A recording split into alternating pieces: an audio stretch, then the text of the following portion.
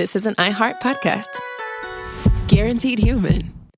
With no fees or minimums on checking accounts, it's no wonder that Capital One Bank Guy is so passionate about banking with Capital One. If he were here, he wouldn't just tell you about no fees or minimums. He'd also tell you about how Capital One cafes are open 7 days a week to assist with your banking needs. Yep, even on weekends. It's pretty much all he talks about, in a good way. What's in your wallet? Terms apply. See CapitalOne.com/bankguy. Capital One N.A., member FDIC. Work can be a little weird. Cringy training seminars, coworkers who won't stop talking about their plant, forgetting the mute button at an inopportune moment. We have to deal with a lot on any given workday. Sometimes it can feel hard to thrive and move forward in your career. Well, that's where LinkedIn comes in. LinkedIn helps you get ideas and insights from experts in your field, connect with people professionally, grow your network, and access tools designed to help you find the right fit for your next role. Whether you're just getting started, figuring out your next move, or looking to accelerate your career, LinkedIn is built to support you at every stage, because LinkedIn is the network that works for you. Visit linkedin.com/knowstuff to learn more. Hey, everybody. We've already made our big tour announcement for the year. But this is a little different because we have added a show because Denver sold out. So we have added a second show in Denver. Nice. Yeah, we're going to be there on Wednesday the 27th. We added a show the day before. Same place, Gothic Theater, Englewood, Colorado. And you can go to sysklive.com to get info and tickets for that show and all the rest of our shows too, Chuck. That's right. Boston, April 4th. D.C., April 5th. St. Louis, May 22nd. And Cleveland, Ohio, May 23rd. Come out and see us. Welcome to Stuff You Should Know from HowStuffWorks.com.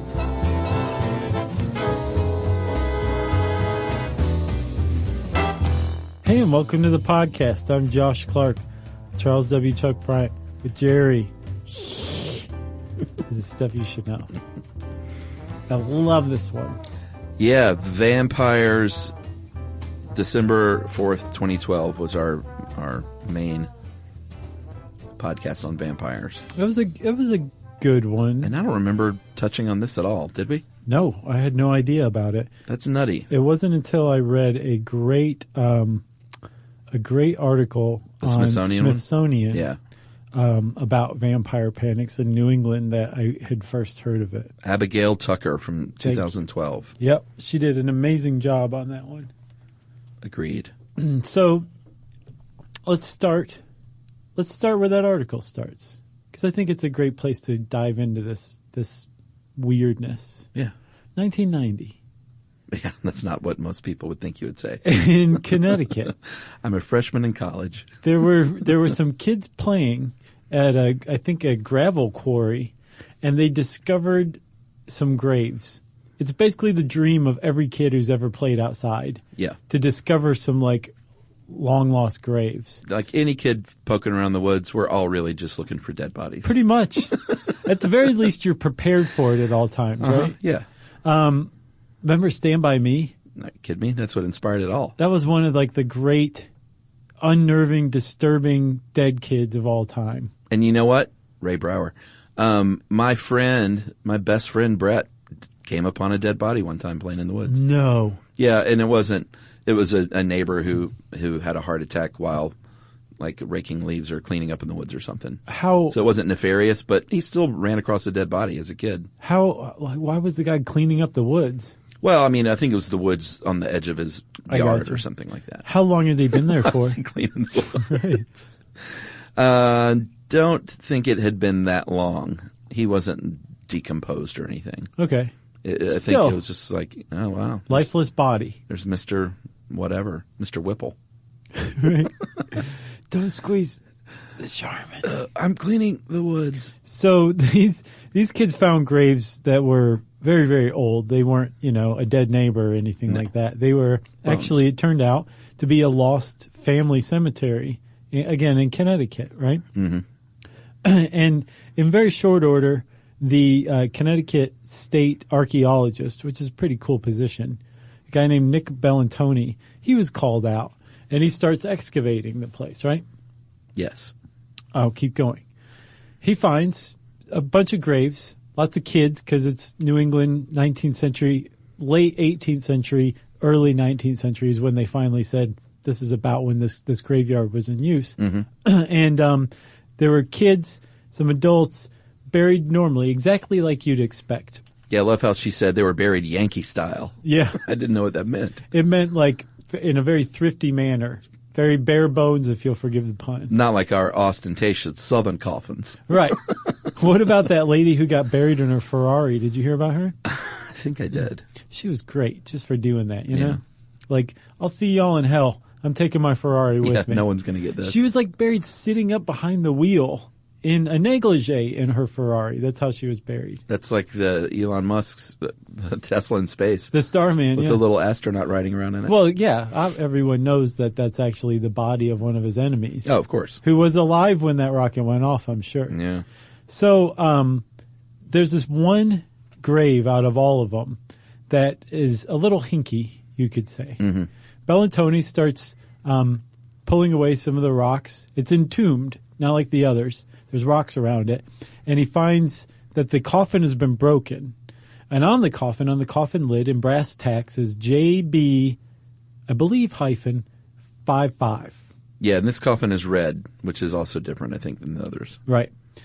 Most of the coffin's fine, or most of the skeleton's fine. But when he gets a little further up, he finds on top of the ribs, the thigh bones are crossed across the ribs. Yeah. And the skull is no longer attached to the end of the spinal column. It's on the rib cage as well. And the rib cage has been broken. And upon further inspection, he finds the coffin has been smashed. And Nick Bellantoni says, well, I'll be. Yeah, I mean, this is not what normally happens as a body decomposes. They don't go into the shape of the Jolly Rogers pirate flag. Right.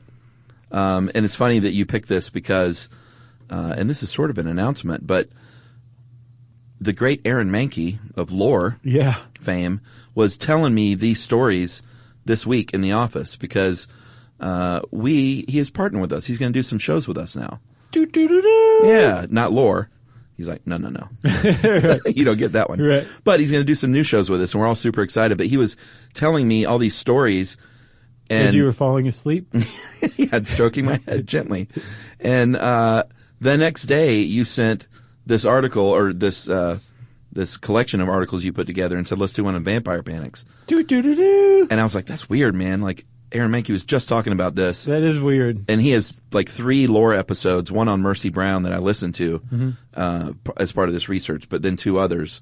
And it was just, it all kind of really weirdly came together. The spirits of the vampires are with us. So anyway, welcome, Mr. Mahnke. Yeah, welcome. We're glad to have you. And are we calling him Mr. Mahnke, not Aaron?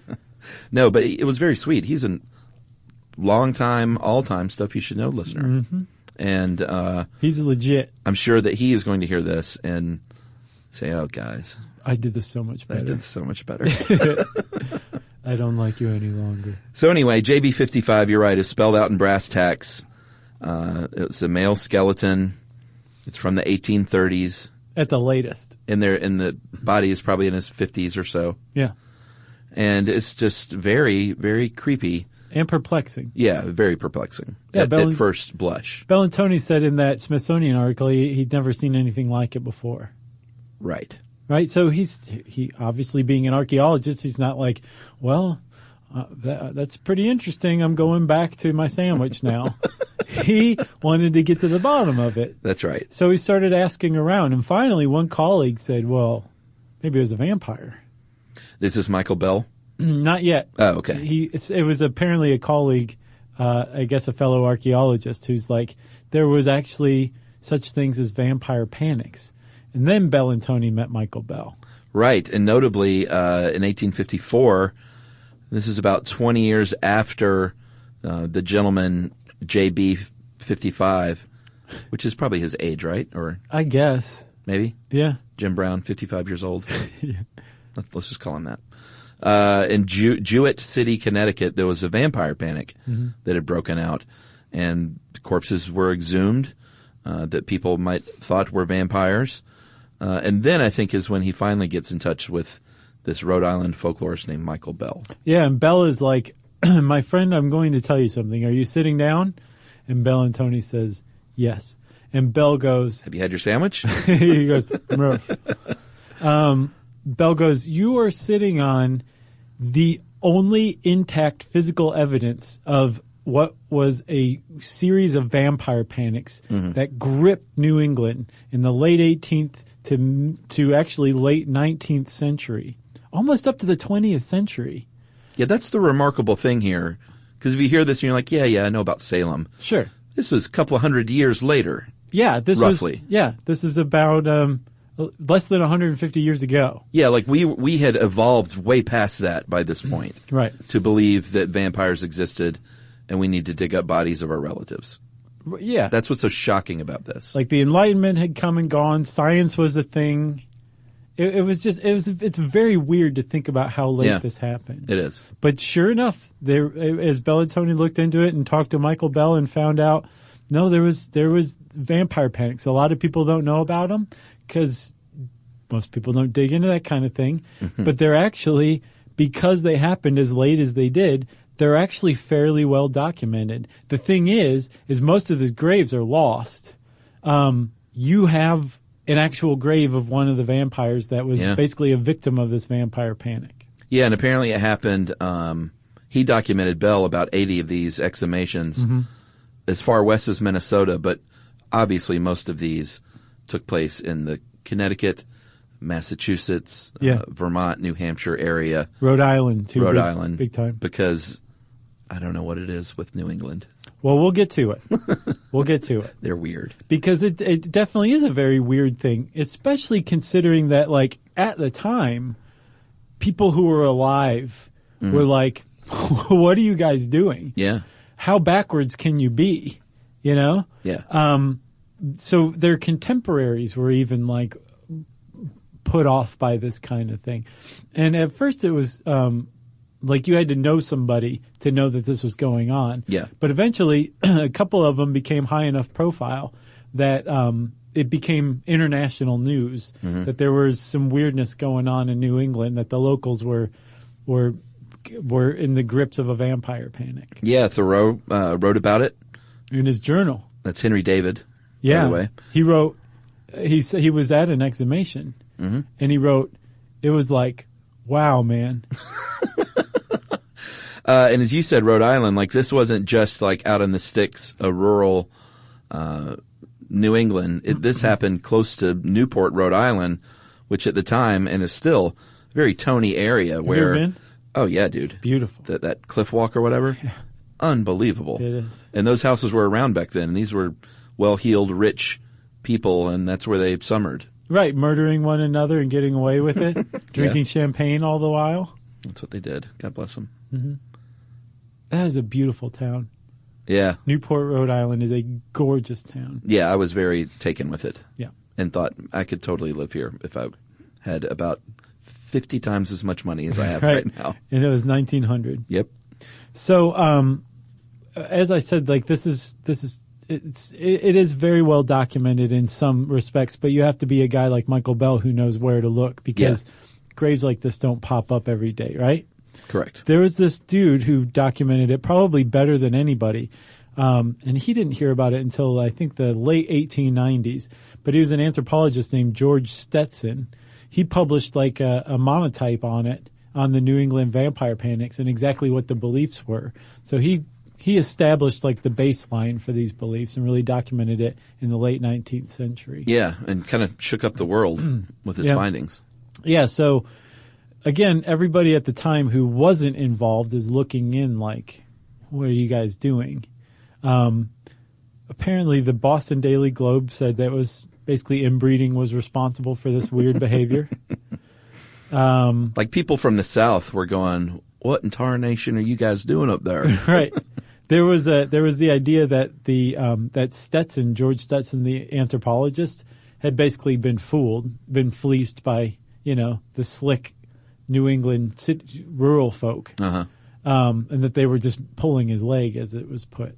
Interesting. That's not the case. This actually did happen. And it turns out that it is basically an extension of a tradition that finds its roots back in Europe. It goes back many, many centuries to Europe. And here is where it gets extremely interesting to me. The vampire legend that we understand today actually grew out of real superstitions. Like everything you know about vampires is what some people hundreds of years ago, and not that very long ago, believed was actual reality. Yeah. And this vampire panic was an actual manifestation of those beliefs in real life. That's right. You want to take a break? Oh, man. The spirit of the vampires are with us. All right, we'll be back right after this.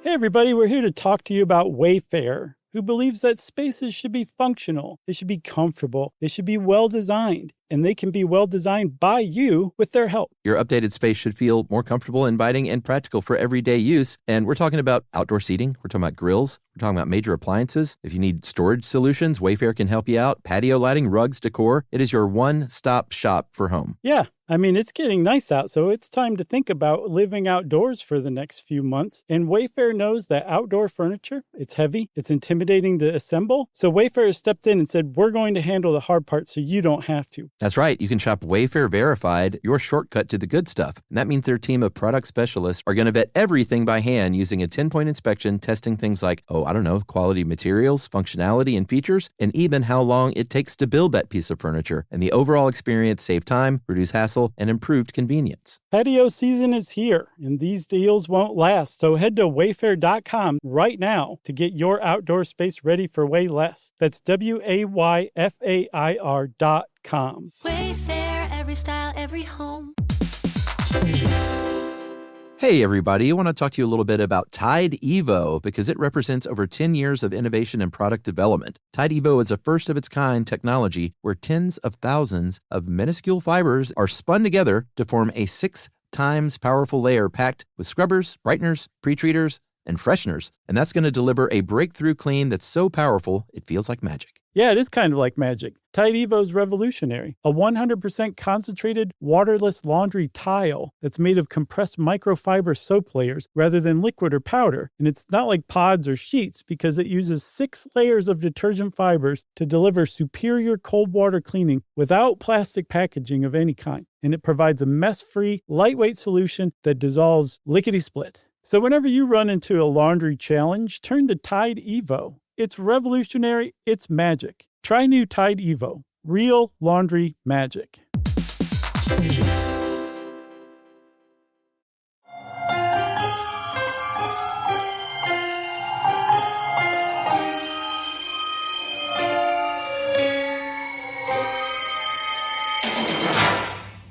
Okay, so the vampire, as I probably pronounced it like that in that episode so many years ago. Yeah. I have a one-note sense of humor. It's reliable. That's a nice way to say it. Came out of Europe, not the United States, and that word first appeared in the 10th century. And Bell, as far as he's concerned, says or thinks at least that. We all know that it came out of Germany and the Slavic immigrants coming here. But he thinks, for his money, is that it probably wasn't just one big wave. It probably came over from different people at different times. Right. But eventually it made its way over to the United States through probably Pennsylvania, and then made its way north. Right. And from his research, he's found the earliest he's found is a reference to it comes from 1784 in the Connecticut Courant and Weekly Intelligencer. And I think the Hartford newspaper is still called the Hartford Courant. So that's an old paper, right? Yeah. And in this, it's a letter to the editor from a guy named Moses Holmes, who is a councilman in the town of Willington, Connecticut.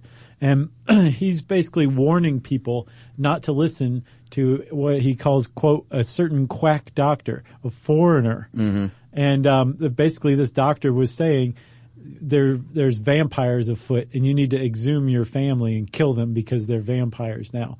And Moses Holmes was saying, don't do that. This is wrong and weird. Well, yeah, and that's the legend that came over from Europe. The Slavic people had the upir, and the Romanians had the strigoi. Uh-huh. And the Upir and the Strigoi would die, be buried, and would come back to drink the blood of their relatives. Right. And that was the legend. And what it really was, well, maybe we should hold on to that little tidbit. I'm sorry. I meant to cross that out on yours. Okay. I was like, this came in too early. Yeah. All right. So we'll tease that out for later. So you ask yourself, like, I think of Yankees as like pretty solid people, salt of the earth, especially 19th century Yankees. Mm-hmm. Salt of the earth people, really stable. Like it would take quite a bit to drive one of them just totally crazy, right? They had to put up with these winters, nor'easters, sou'easters. Sure. All that stuff, right? And how would this happen outside of, say, puritanical New England in the 19th century? And it turns out, I didn't realize this, but Abigail Tucker points out that the Yankees that we think of are not the Yankees, and I'm not talking baseball here, are not the Yankees who were in actuality. So I sat up very late last night trying to figure out the most convoluted way to say that sentence, and I think it paid off. Yeah, I thought this was super interesting because when I think of New England, I think of very religious, puritanical. Right. Christian. They don't do this kind of thing. No. You think of, and actually, what's funny is because Mankey was here, I had him on Movie Crush. Mm-hmm. Guess what his movie was? Hold on. So I said Christian, which makes me think of the song Sister Christian by Night Ranger, which factored in big time into Boogie Nights. No. His favorite movie is The Village, which makes that's a good one. Total sense. I watched that again within the last couple months, and I'm like, this movie's even better now. Yeah, I liked it more when I saw it again, for sure. Which is weird because you know the twist at the end. I know. Because it's an M. Night Shyamalan movie. Yeah, and I think it bugged me at the time because I told him this in the show, but I think at the time I was sort of like over M. Night and the twists. Mm-hmm. I was like, come on, dude, another twist. And now I'm looking out for it. And right, I think so it better be really good. Yeah, but I think years later I watched it again. I was like, you know what, I think I kind of dig this movie now. I did too. So anyway, very fitting. But I think of those people, like these Puritans living off, removed from society, very strict religious peoples. But apparently that was not the deal in the 1800s in rural New England. Only 10% belonged to a church. Yeah. Shocking to me. And especially, it says here in this article, Rhode Island, and I love this. I had no idea. It was founded as a haven for religious dissenters. Sure. So I think they just wanted to go and party by the seaside. They were like, let's party and engage in hex magic. My gosh. They were, another way to put it is that the New Englanders in the 19th century were a superstitious bunch. Right, exactly. Because if you were hardcore Christian, superstition didn't play a part. You wouldn't what are some of the things they did? They would bury shoes by the fireplace to catch the devil from coming down the chimney. Or like a horseshoe over your door. Yeah. That kind of stuff. Like basically anything you think of as like luck or weird kind of Pennsylvania witchcraft, that kind of stuff. Mm-hmm. This is that's what it was. It was like country witchcraft. Yeah. That's what they believed in. Because even if you weren't Christian, you still believed in things like good and evil and spirits and demons and stuff like that. You just had to have a different way of dealing with them. Yeah. Since you weren't Christian and the way of dealing with them wasn't like praying to God or whatever. Right. So you had to hang up a horseshoe or bury a shoe to keep the devil from coming down your chimney. Yeah. Because you were as backwards as it gets. When are we going to reveal the reveal? When are we going to do working toward it. Our M. Night twist? We're working toward it. Still not yet? Not yet. All right, well then you got to go because I got nothing else. Oh, okay. Are you ready for it now? Well, no. If you've got more, if you can I just lost track of where we were. All right, well, here's the reveal because being superstitious doesn't explain the vampire panic. No. Alone. Right. What else does? I'll let you drop the hammer. So they are not entirely certain, but the general consensus among people who study this kind of thing is that this was a reaction to infectious disease outbreaks, specifically tuberculosis. Boom. That's why superstitious New Englanders were running around in the 19th century digging up family members and driving stakes through their hearts or beheading them in their graves.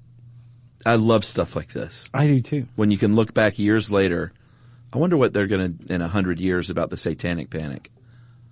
Oh, yeah. It wasn't some disease, obviously. This is a much better reveal. It was a panic, though. Yeah. You know? It's interesting that two of our favorite episodes probably are going to end up being Satanic Panic and Vampire Panic. Sure. This one's going pretty well so far. All right, so let's talk about TB for a minute. This is obviously pre-antibiotics. There is still tuberculosis, but it's super curable now. Right. If you're, lucky enough to live where you can get antibiotics. But it is caused by bacterium, two of which can infect humans, M. tuberculosis and M. bovis. Right. And you've heard the word consumption in movies like The Village from that time period. They're dying of consumption. Consumption was almost always tuberculosis. Right. That's just what they called it back then. Right. That was the name for it. Yeah. The reason they called it consumption, and actually that term to describe tuberculosis actually predates the more common usage of consumption today. Oh, which really? is like ingesting or eating something. Yeah, it dates back to like the 1300s, I think. So the original meaning was that your body was consuming itself? That it was like the word for tuberculosis back then. Yeah. And the reason they call it that is because it looked like your life force was being sapped away from you. The way that the disease progressed. It included coughing fits where they said like you couldn't even stop to talk. You'd be coughing so hard. Coughing up blood? That's not good. No. You would lose a lot of weight, so it looked like you were wasting away too. But at the same time, you were voraciously hungry. You wanted to eat. It wasn't that kind of illness where you just can't even eat. You were hungry like all the time, but you were still wasting away. So there's this duality between hunger, rampant hunger, and the loss of a life force. And it's possible that all vampire tales and legends and the origin of it is found in tuberculosis. Yeah. Because that's what you think of with vampirism. The whole idea at this time was if you had tuberculosis and you were the, say, second, third, fourth member of your family to come down with this, with consumption, it meant that one of the previous family members who had died of this disease was still alive in some way. Their soul was. In a supernatural way, and was coming at night and sucking the life from you to sustain themselves. Yeah. If this was the case, then there was only one thing to do if you were in New England at the time. You had to dig up that family member and take care of business. Yeah. It's funny, Emily and I always laugh at the movie trope of the cough. Like, it has almost 100% return rate. If a character coughs in a movie, then they're going to die. Because you just don't leave coughs in movies. Yeah. That's a sure sign. Right. Or especially if they like cough into a hanky. Sure. There's always blood in it. Like, remember Hodgman's Doc Holliday? Yeah. I'll be your huckleberry, coughing up blood and lung tissue. Well, we just started watching The Crown last night. You know that show on Netflix? Do you watch it? No. I'm familiar, though. Yeah, we saw just the first episode last night of season 1. And of course, there's Jared Harris as Queen Elizabeth's father, the king. I can't remember what his name was. King so-and-so. The King of England. And he's got TV. Of course, he starts coughing in the very first scene. Yeah. Into the hanky. And you're like, oh, well, he's probably just going to be in the pilot. He's a goner. That's how she became queen. If we're shouting out things we've seen recently, I want to give a shout out to Wonder. What's that?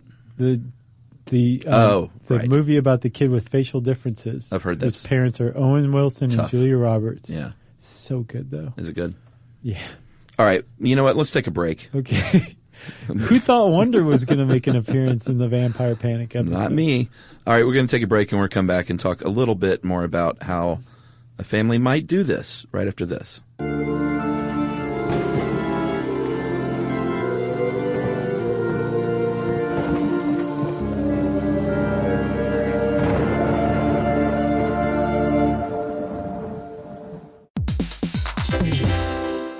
Hey, everybody. I want to talk to you a little bit about Tide Evo because it represents over 10 years of innovation and product development. Tide Evo is a first-of-its-kind technology where tens of thousands of minuscule fibers are spun together to form a 6 times powerful layer packed with scrubbers, brighteners, pre-treaters, and fresheners. And that's going to deliver a breakthrough clean that's so powerful it feels like magic. Yeah, it is kind of like magic. Tide Evo is revolutionary. A 100% concentrated, waterless laundry tile that's made of compressed microfiber soap layers rather than liquid or powder. And it's not like pods or sheets because it uses 6 layers of detergent fibers to deliver superior cold water cleaning without plastic packaging of any kind. And it provides a mess-free, lightweight solution that dissolves lickety-split. So whenever you run into a laundry challenge, turn to Tide Evo. It's revolutionary. It's magic. Try new Tide Evo. Real laundry magic.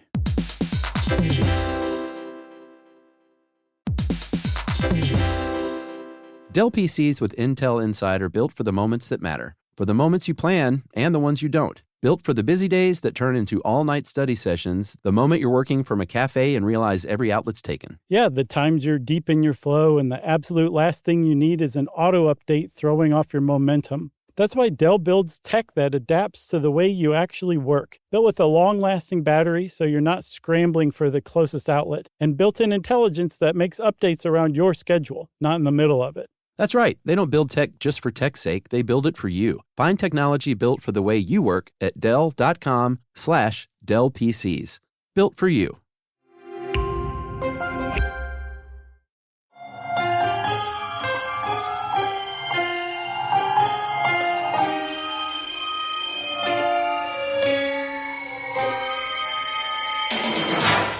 All right, so Dad is gone from TB or consumption. Yeah, we should... Brother has.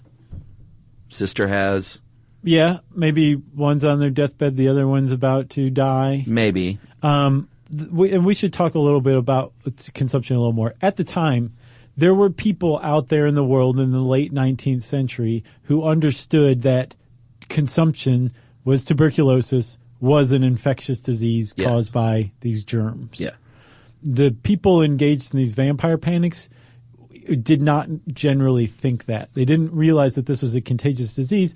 They thought that a relative was sapping your life force, right? The thing is that tuberculosis is a very contagious disease spread by coughing, sneezing, which you do a lot of when you have tuberculosis. And if you're living in like a 1-2 room house in rural New England and you're a family of 6, you can say that a high percentage of your family members are going to eventually contract this disease. Yeah, wasn't it? I mean, what was the number? It was killing like 25% of people over a certain period. That's a really big point here.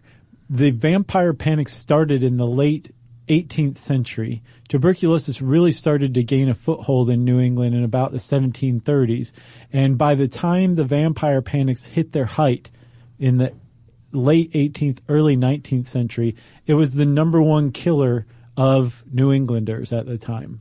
But again, they weren't like, gosh darn that tuberculosis, I caught this infectious disease. It was one of our family members is sapping the life out of one of our other family members because our family member is a vampire. Yeah. Still the effect was the same, that they felt totally powerless against this condition. They just had what it was wrong. Right. And because they had it wrong, they would dig up dead bodies and do weird stuff to them. All right, so brother dies, sister dies, maybe another sibling, maybe one of the parents. And then if you're in rural New England, you say, all right, clearly what's going on here is that whoever the first one that died, or maybe one of them, is coming back and killing the rest by sucking out their blood. Right. I have a vampire in my family. What do? I'm going to dig with some help, probably. Yeah. So sometimes it's quiet. Sometimes it's in the middle of the night. Sometimes, like in the case in Vermont, it would be like a daytime public festival type of thing. It was like a party. Yeah. Like a community party. Yeah, and in fact, I think that's the one Henry David Thoreau attended in Woodstock, Vermont in his journal. Yeah. And he was like, WTF with these people. Right. Well, this is a weird party. Yeah. So you would dig these people up, depending on where you are. Well, first of all, let's talk about what they might find when they open this coffin. Yeah, because there were a couple of steps. The first step was you had to diagnose vampirism. Right. Because they, like, let's say they finally decided by the fourth family member being sick that this family was being sapped by a vampire. Yeah. They didn't automatically know which dead family member was doing it. You got to look at them all. Yeah, so you might dig up multiple coffins. What they were looking for was the belief. The belief was that you could tell just by looking at them whether they were a vampire. Maybe poking around a little bit too. Sure, but the problem is that so the idea of what we think of as vampires is basically the Bram Stoker vampire, which comes later. Yeah. These vampires were like the ghouls from the grave type. Like Nosferatu looking. Yes. Yeah. So like real long fingernails and like pale and bloody mouth Their from skin kind of slipping away from their body. The problem is like this idea of vampires, what we understand as or what they understood as vampires was a tradition handed down from people who had broken up or broken into graves before and could tell you what a vampire looked like. Right. Which is basically a body in a certain stage of decomposition. Right, and specifically, a lot of times, a body in a certain stage of decomposition who had died from tuberculosis. Sure. So, you might dig up a grave and see a bloat because they have a buildup of gas in their stomach. That is not what they thought it was from. They thought, no. What? Well, they thought they were vampires, right? Full from blood. They'd be like, "Look at this fat vampire." Yeah, they might see long fingernails and say, that looks to me like a vampire. Right, but that is what? Your skin receding. Your skin pulls back from the nail bed, which makes it look like your nails have kept growing after death, which is not the case. Same with your hair, too. They may see red lips. Bloody lips, even, possibly. Sure. Because apparently the breakdown of your lung tissue from tuberculosis continues even after death. So they would see blood on the lips and be like, yep, they've been sucking the blood out of their loved one. But the key to all this is the heart. That was what they were trying to get to see if there was any fresh blood near the heart. And if they did find that, one of them, well, we'll get to what they would do. But, and again, a lot of time you would see fresh appearing blood because of the way the body decomposed from tuberculosis period. So this thing, yeah, but tuberculosis a lot too, especially like the blood on the lips kind of thing, right? Yeah. So this thing was kind of self-sustaining, self-fulfilling.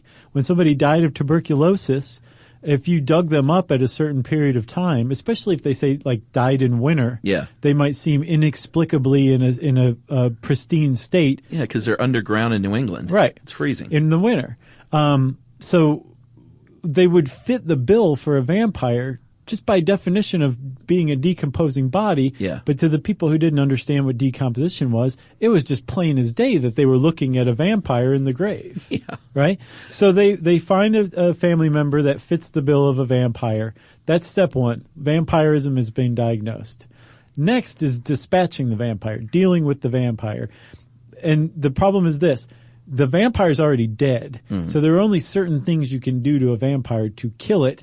And really what you're not trying to do is kill it. You're trying to make it so it can't get out of the grave and keep sapping the life force out of these family members. Hence, hopefully saving the dying family member. Right. And it was technically called apotropaic remedy. That's a clinical name for it. Basically, it's something that you're doing to counteract this evil. Right. So it depends on where you were, what you might do. Everyone had their own methods. In Maine and Plymouth, Massachusetts, I love this one. All they did was flip it over so it was face down. And they're like, everyone knows a vampire just very creepily rises from the waist out of their coffin. Yeah. What if we just flipped them over? They couldn't do that. They went, done and done. Let's go get some ice cream. Or the stake through the heart. That didn't arise because they thought the stake had some magical powers, but they thought they would literally just stake them into the ground so they couldn't get up. That's another thing, too. So, the stake through the heart with the vampire. You think that that's trying to kill the vampire. That is not what they were trying to do. No. But the larger thought here is that our understanding of staking a vampire through the heart comes from people who actually did this because they were trying to battle tuberculosis. Right. That's so amazing to me. It's a confluence of all these weird things. Yes. Really that led to this. And all of it has been refined into this neat, tidy vampire legend. This is the compartment it fits in. Vampire legend to those of us alive today. But it's got this amazing history and backstory, some of which happened in real life. This reminds me of the real life zombies too. Yeah, yes. Kind of similar. Exactly. Good point. It's like this weird religious hysteria combined with what they didn't understand at the time was kind of medicine and science. Yeah. This weird pre-science era is so fascinating to me. Yeah. Or not pre-science, but I guess it was pre-real science, rudimentary science. So in Connecticut, Rhode Island, Vermont, in that region, the go-to was to burn the heart, take the ash from the heart and ingest it, to give it to someone who may be sick in the family or may even be healthy, trying to ward off sickness. And they would actually eat that. So that was one way of dealing with it. Yeah, there's a quote here from Woodstock, Vermont, one Daniel Ransom in his journal. It was said that if the heart of one of the family who died of consumption was taken out and burned, others would be free from it. And father, having some faith in the remedy, had the heart of Frederick taken out after he had been buried, and it was burned in Captain Pearson's blacksmith forge. Here's the thing, though. It did not ever save anyone from tuberculosis. No, that's the thing. And I was wondering, shock. like, what was the superstition? How did the superstition explain a failure to cure? I don't know. You know, were they just like, we waited too long? I bet you they did that. That had to be. They would just have some explanation that we didn't do it right. Maybe they would try another method, not burning the heart, like the JB-55. They think that the reason they did that weird Jolly Roger thing was because it was so decomposed there were just bones, so I guess they just improvised. Right. Like, yeah, why don't we just do this? Well, that apparently finds its root in Europe. In some places in Europe, that was the way to deal with a vampire, was to cut its head off. Other places, they would stick a brick in the vampire's mouth. Some places they would bind them with thorns in Europe. And that's another thing that kind of fascinates me about this whole thing, Chuck, is that at some point, somewhere, maybe in Europe, maybe in Asia, maybe in Africa, somebody came up with this idea of vampires, of relatives coming back from the grave and sucking the life out of their friends, family members, villagers. And that person had this idea that spread, and it made it centuries later to New England, where it led to the desecration of the graves. Of family members. Right. Including one that was discovered another couple centuries later by some kids playing in a gravel pit. That's led to us talking about this today. If that doesn't make history interesting, I don't know what does. Yeah, some kids running around listening to the Pixies. Finds a mountain of skulls. This new band, the Pixies, are top notch. It's great. Should we finish with the story of Mercy Brown? We should. All right, so Mercy Brown lived in Exeter, Rhode Island. This was a farming land. And by all accounts, by the time she was around, the town had definitely seen its better days. Right. Thanks to the Civil War, kind of decimating the town. Yeah. By exactly 10%. That's a good factoid. The town is actually kind of a metaphor for vampirism itself. Like, it had lost its own life force in a lot of ways. Oh. It dropped by like 2/3 in the 70 years before Mercy Brown died. The population did. Yeah. It was not a good scene for the people who were left behind. Plus, they had tuberculosis running around town. Right, and certainly through her house. Her mother died. Her sister, Mary Eliza, died. Oh, no, that was her mom. Sorry, Mary Olive was her sister. It's a great name. Mary Olive? Sure. Agreed. She was 20, and Mary Olive, that is a good name. And I think some of those names are coming back, the classic names. Oh, yeah? Yeah. Little House on the Prairie trend? Well, I know one person who named their daughter Olive recently, and I thought that was a pretty sweet name. Yeah. You should have been like Mary Olive would have been better. I was listening to a My Favorite Murder the other day, and they were laughing at funny names that It's just, you can't imagine a baby being called like Barbara. And they listed out a few other ones. Like it comes out with like clunky jewelry and a cigarette in her mouth. Exactly. Yeah. Sweet little baby Barbara. So anyway, Mary Olive goes, Mary Eliza goes, the brother, and this is where it gets a little weird because I saw like 8 different accounts of this and they all had different timelines of death and sickness, whether or not Mercy died and then Edwin got sick or not. But at any rate, brother Edwin is sick. Right. Mercy eventually dies of TB and the town says, we got to do something here. Yeah, they went to the dad, George Brown, and said, man, you got a problem on your hands.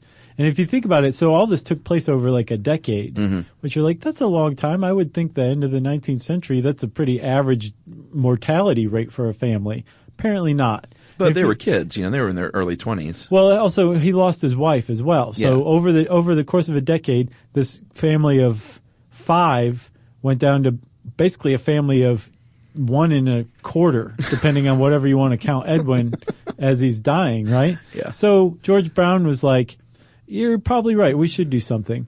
Later on, it was revealed that he didn't believe in this at all, that he basically Right. agreed to this because the neighbors wouldn't leave him alone about it. And the neighbors aren't doing this just out of complete selflessness. There was this idea that once this vampire finished with the family, they would move on to another family. So Right. if you lived in a small village, you had a real problem with this vampire being allowed to go on, and you would bother your neighbor to dig up their family member until they relented. And that's what happened with George Brown. Yeah, I mean, the writing was on the wall, certainly with Edwin, as far as the neighbors are concerned. Yeah. Like you said, he's like, fine, do what you got to do. He did say, I want a doctor there, Yeah. which is amazing that doctors would actually preside over an exhumation. I think the doctor was trying to be the voice of reason throughout this process, even You would as he's hope. cutting open Mercy's chest Yeah. and removing her heart and then her abdomen and removing her liver. He's pointing out, as this Abigail Tucker article says, look, this is evidence of tuberculosis. Yeah. They're like, shut up, college boy. Yeah, give me that heart. Yeah, that's what happened. I got a hot fire burning. And that's exactly what happened. Like you said, they burned this heart. They mixed the ashes into a tonic. Edwin drank it, thinking that they would save him. And he lived a couple of months, maybe not even, Wah, wah. because he had tuberculosis. Yeah. Cutting open the chest of a dead relative and burning their heart and liver does nothing to cure tuberculosis. Of his sister.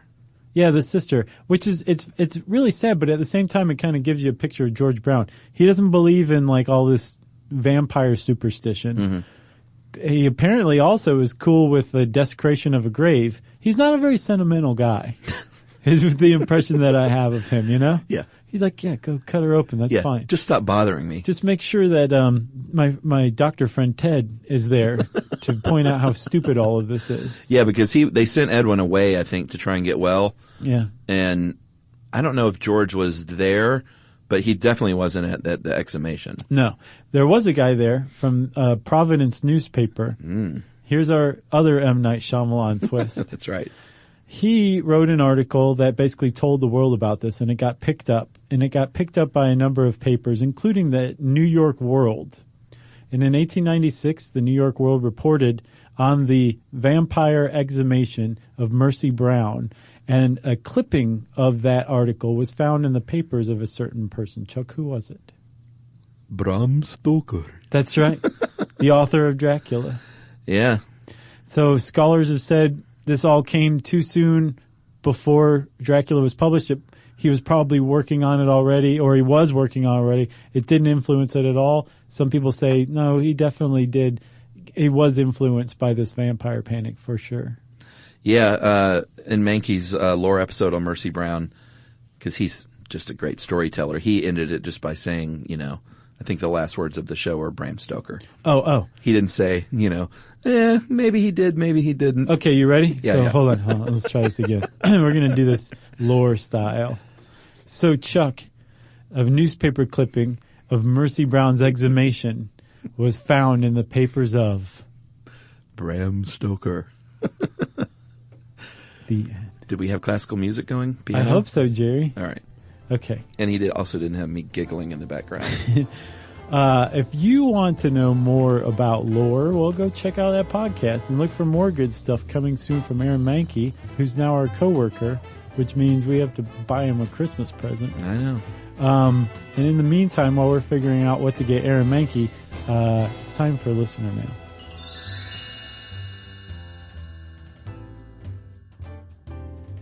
I'm going to go with this one. Venezuelan living in Chile. Okay.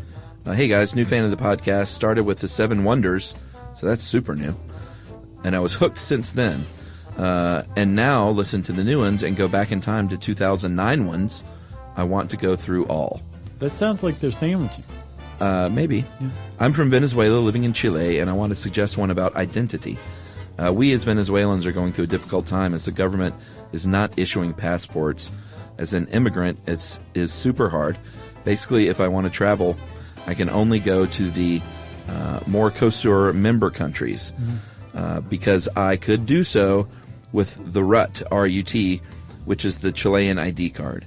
And I'm a lucky case since I have friends that while asking for Chilean visa, the Venezuelan passport expired, and now they don't have either Chilean or Venezuelan documents. Man. I feel like an orphan if my home country does not want to give me ID documents, and as a resident, Chile can't either, only if I apply to nationalization, and I will have to wait a few years until I can do that. She sounds like Tom Hanks in The Terminal, basically, but in Chile.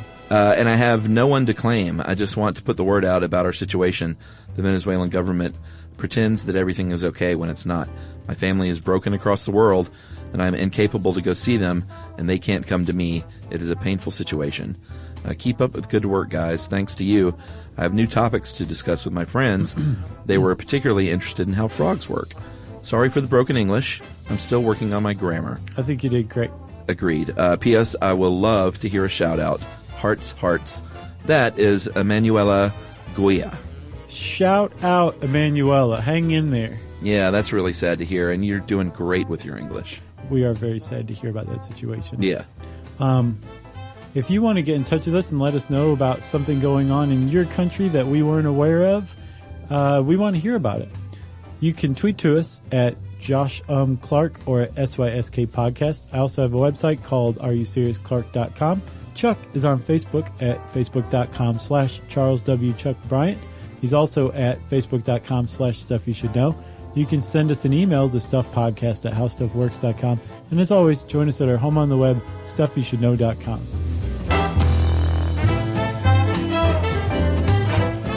For more on this and thousands of other topics, visit HowStuffWorks.com.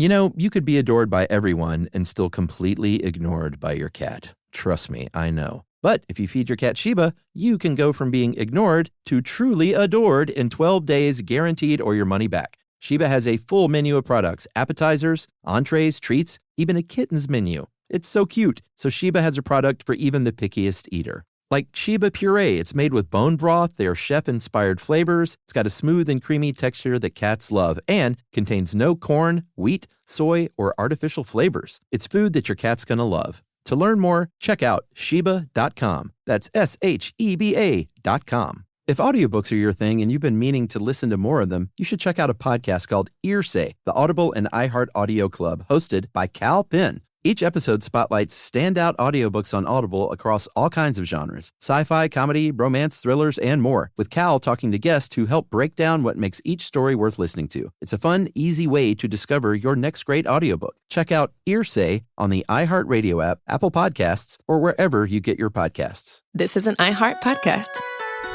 Guaranteed human.